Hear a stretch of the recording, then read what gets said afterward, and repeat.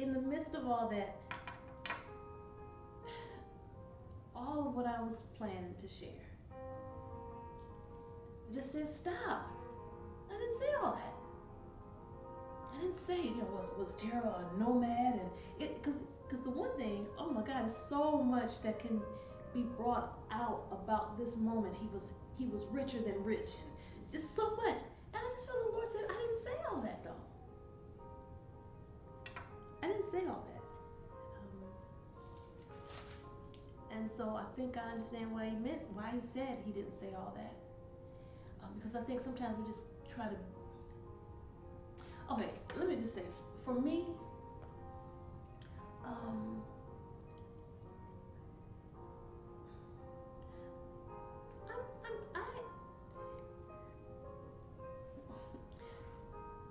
I'm not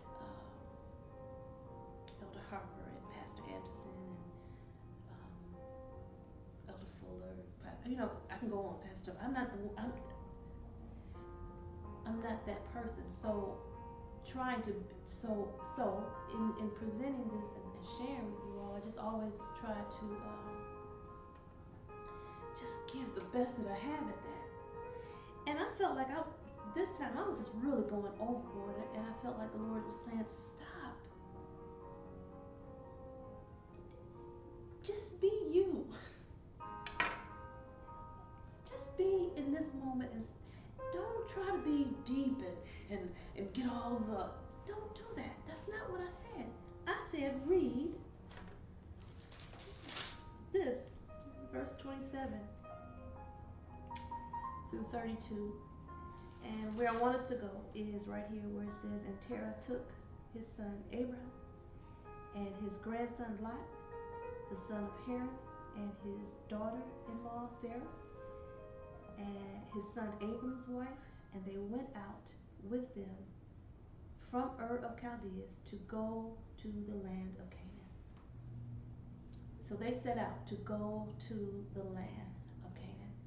So again, in looking through this, one of the questions was, did God tell Abraham first, and then he told his father, and then his father, or it's just a lot of stuff involved in this little story.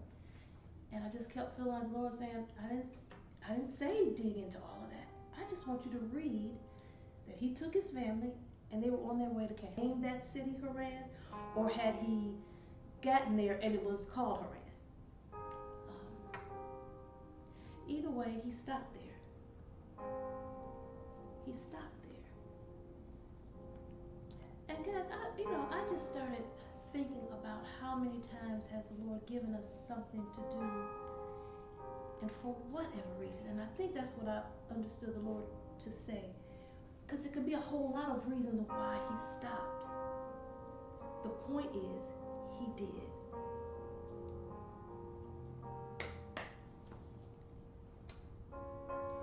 He did stop. So, me being me, yes, y'all know I will cry at the drop of a dime and all that.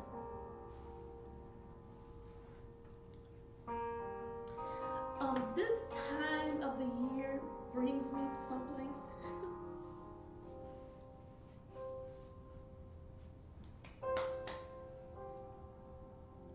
And all I can do, y'all, is give you, I can say a whole lot of stuff. But ultimately, what's really going to have some gravity is what I know for sure. Because I've lived through that. I can say stuff, anybody can say a whole lot of stuff, but until they have really gone through it, it won't grab you. You can't really.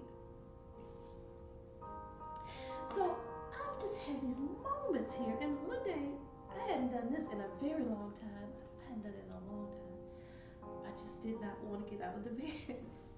And I was sitting there like, what is wrong? And then it dawned on me, oh, that's what it is. I can feel it in the air. It's this, and it kind of got past me. I didn't realize, that's why I feel the way I'm feeling.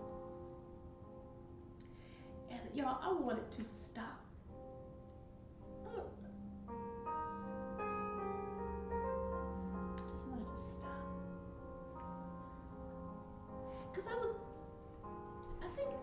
stopping sometimes just brings us to our, do we just kind of just get tired and we stop? Or we don't know what to do and we stop. Fear and we stop. Being afraid. So looking back at Haran, I was thinking about what have caused him to stop? And again, I just felt the Lord said it could have been a whole lot of reasons why he stopped. And why he didn't get to this land that was filled with milk and honey. One of the commentaries said that he really was just supposed to get there to get Abraham there. And again, it could just be so many reasons why.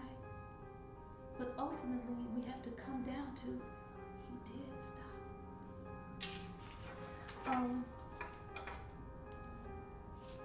I wrote this down, just trying to be able to pull something together.